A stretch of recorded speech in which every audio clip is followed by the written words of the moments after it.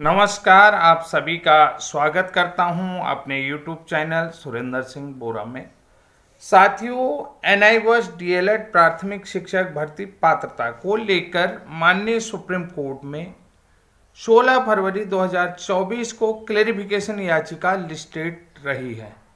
यानी कि supreme court ने 28 नवंबर को एक फैसला दिया था 2023 में कि एनआईवर्स डीएलएड जो प्रोग्राम था वो सिंगल विंडो प्रोग्राम था, वो वन टाइम सेटलमेंट था। इसलिए जो है कि ये न्यू रिक्रूटमेंट में ये लोग शामिल नहीं हो सकते। इसी को लेकर के वेस्ट बंगाल से Kaushik Das versus the state of West Bengal की जो याचिका लगी थी, और जिसका मैं डायरी नंबर आपको बताता हूँ 52409/2023। जस्टिस हेमा कोहली और जस्टिस अमानुल्लाह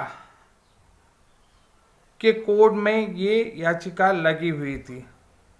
असुद्दीन अमानुल्लाह के ये कोर्ट में जो है कि जस्टिस असुद्दीन अमानुल्लाह के कोर्ट में ये जो केस चल रहा था, तो ये केस में अधिकतर आपने देखा होगा कि जो भ्रांतियां फैली हैं, जो सोशल मीडिया में जो इस केस को लेकर के तरह तरह की बयानबाजी हुई है, और बिना हकीकत जाने हुए कि अफवाहों का जो बाजार गर्म हुआ है, उस अफवाहों में कि मैं क्या बोलूं क्या ही नहीं बोलूं, कि क्या कहा जाए क्या नहीं कहा जाए।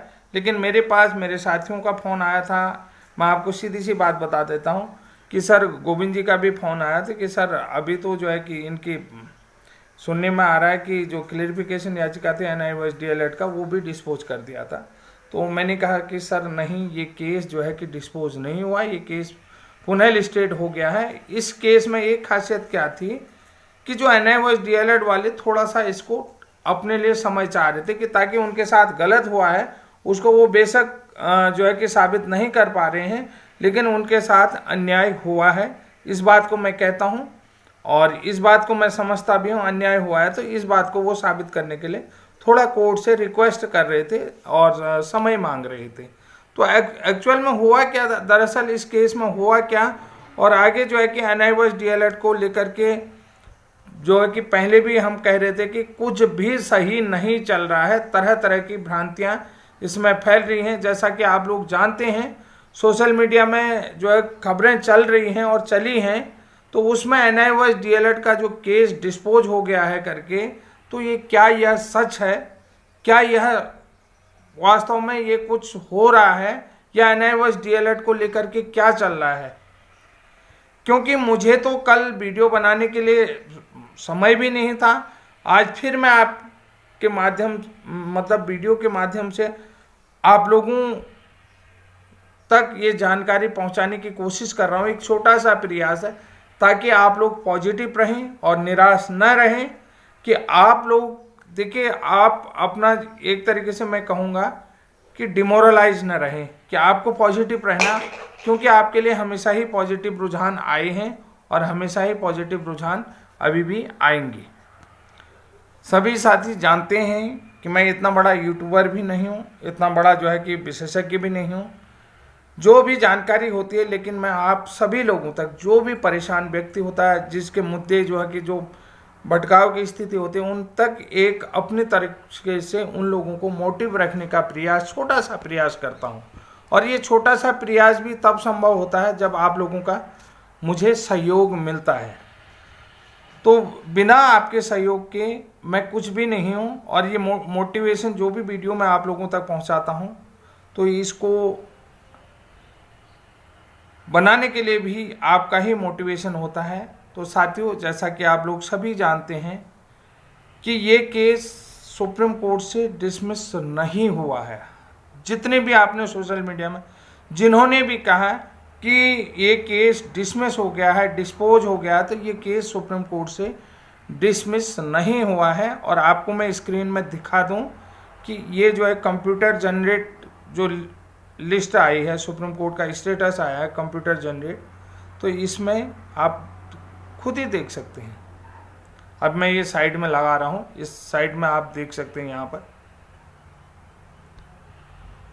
जैसा कि आप लोगों ने देख लिया है, ये केस 23 फरवरी 2024 को लिस्टेड हुआ है, क्योंकि कौशिक दास की एडवोकेट साहब ने जो है कि इस केस के लिए थोड़ा सा समय मांगा था। और समय क्यों मांगा था? उन्होंने कहा कि बेशक हम लोग कोर्ट में अपने को साबित नहीं कर पा रहे हैं, लेकिन हमारे साथ जो अन्याय हुआ है वो अन्याय हुआ है, थोड़ा सा आप हम अपने को कोर्ट में बेहतर ढंग से साबित कर सकें, बेहतर ढंग से अपनी बात को रख सकें, तो इसके लिए हमें थोड़ा सा समय चाहिए। यानी कि कौशिक दास के एडवोकेट ने, NIOS DLED के एडवोकेट ने समय की मांग की, यानी डिमांड की। लेकिन जो जस्टिस हेमा कोहली थी, तो उन्होंने कहा कि आप बेबुनियाद जो है कि कोर्ट का समय बर्बाद कर रहे हैं, और आपको जो है कि जब केस ही करना था तो आप लोग हाई कोर्ट से होकर आए, हाई कोर्ट जाओ, हाई कोर्ट में अपनी बात रखो,